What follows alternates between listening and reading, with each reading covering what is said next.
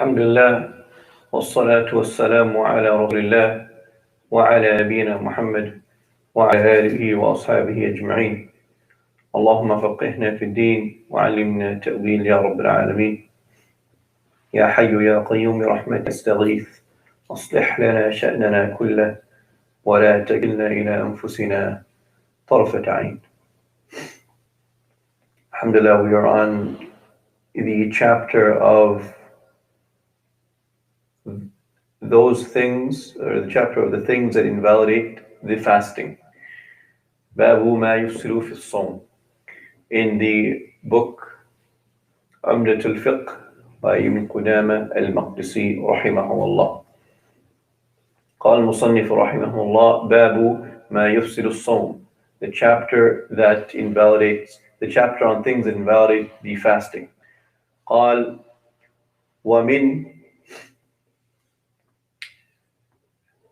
ومن أكل أو شرب أو استعطى أو أوصل إلى جوفه شيئا من أي موضع كان أو استقى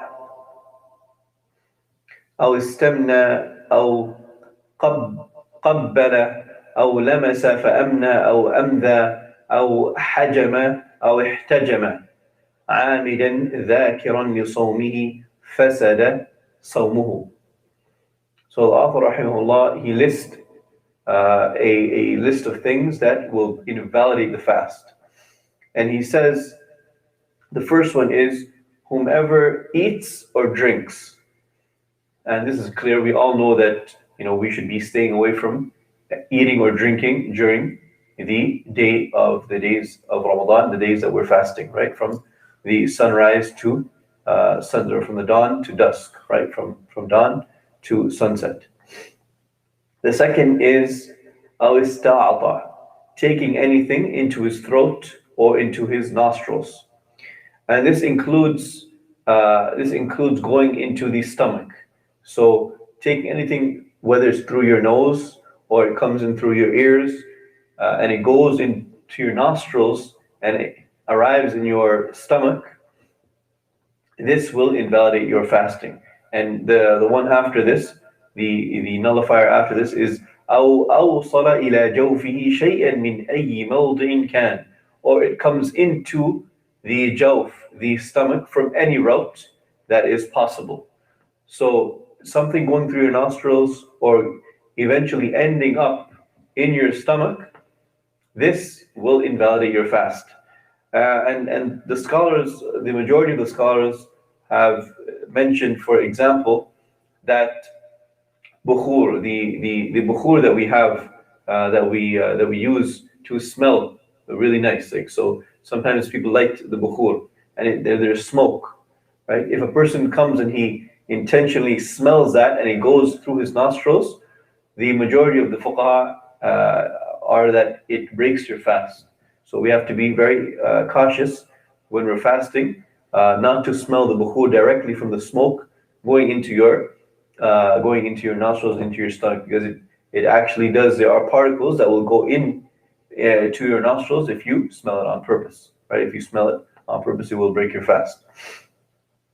However, if you use the bukhur on your clothing, or you use it in a place to smell the place, and you go in after and you don't get the smoke directly, then that's different. That does not break your fast. However, if there's smoke coming into your lungs directly, then that will break your fast. Just like a person when he smokes, right? When a person smokes, that will break his fast as well.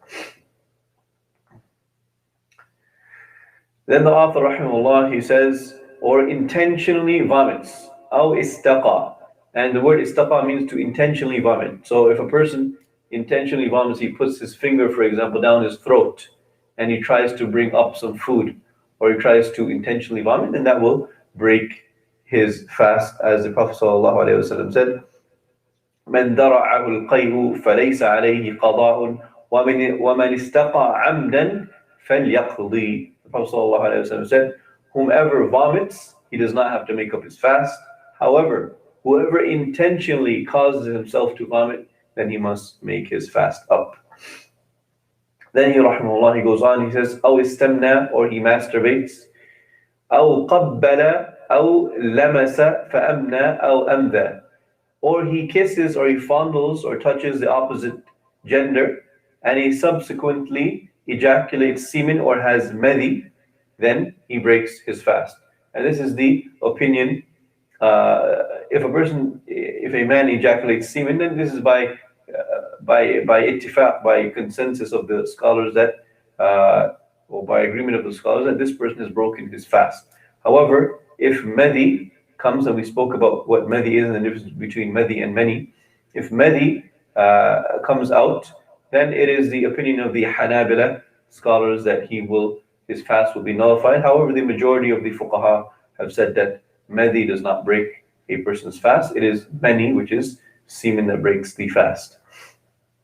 أو احتجم أو حجم أو احتجم, or and he continues, he says, or he has hijama done upon him, or he does hijama upon another person. And the Prophet ﷺ, this is from the hadith where the Prophet ﷺ said, أفطر الحاجم والمحجوم, the person that does hijama has broken their fast, and the one who has hijama done to them. And then he, rahimahullah, he goes on to say, he says, عامدا ذاكرا لصومه فسد صومه. So he says that doing these things, he has to do it intentionally while remembering that he is fasting for all of the above, then his fast is nullified. So that means that if he does any of the preceding things, of the things that we've mentioned previously, if he does it unintentionally, or he does it forgetfully, or he does it forcefully, then it does not break his fast. وَإِنْ فَعَلَهُ نَاسٍ أَوْ مُكْرَهًا لَمْ يَفْسُدْ. And he says here, and if he has done it absent-mindedly, for example, he forgets it, he doesn't realize, or he is forced, someone physically forced him to do one of these things, then his fast is not nullified. And then he goes on to say, وَإِنْ طَارَ إِلَى حَلْقِهِ ذُبَابٌ أَوْ غُبَارٌ أَوْ تَمَضْمَضَ أَوْ اسْتَنْشَقَ فَوَصَلَ إِلَى حَلْقِهِ مَاءٌ أَوْ فَكَّرَ فَأَنزَلَ أَوْ احْتَلَمَ أَوْ ذَرَعَهُ الْقَيْء لَمْ يَفْسُدْ صَوْمُهُ. And then he says, rahimahullah, if a fly or a dust particle flies into one's mouth, or he renses his mouth, or he sniffles water into his mouth, into his nostrils, and water reaches into his